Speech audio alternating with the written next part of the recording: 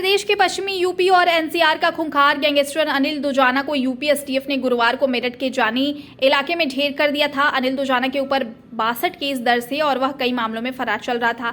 वहीं उसके ऊपर 75,000 का इनाम भी घोषित किया गया था। बता दें कि यूपी एसटीएफ के चीफ अमिताभ यश ने दुर्दांत अपराधी अनिल दुजाना को लेकर कई खुलासे किए हैं। खबरों के मुताबिक अनिल दुजाना कुछ दिन पहले ही जमानत पर तिहाड़ जेल से आया था।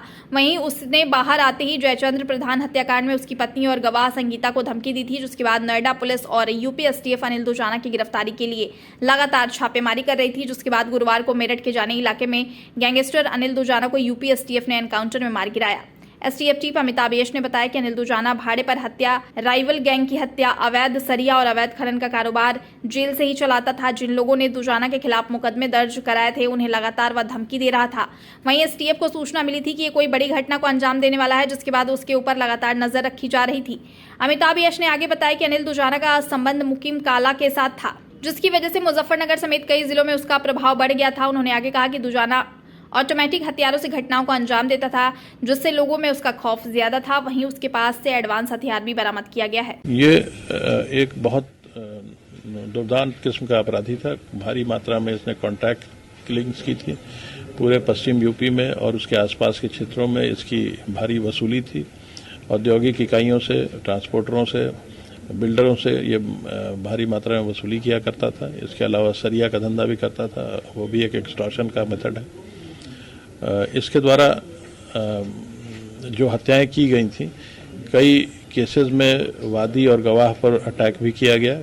कुछ केसेस में इनकी हत्या हो गई, कुछ केसेस में ये सरवाइव कर गए।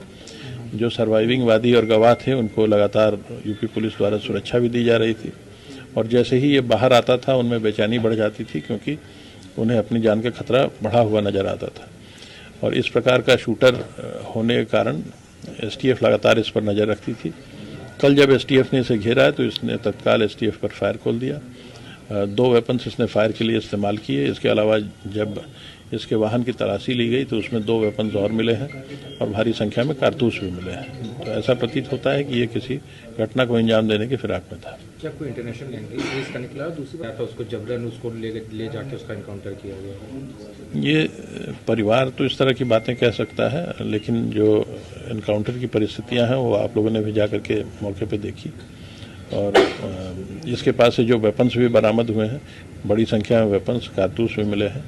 इसने पुलिस पर फायर खोल दिया और एसटीएफ ने जो जवाबी कार्रवाई की उसमें ये मारा गया। एक आखिरी सवाल है,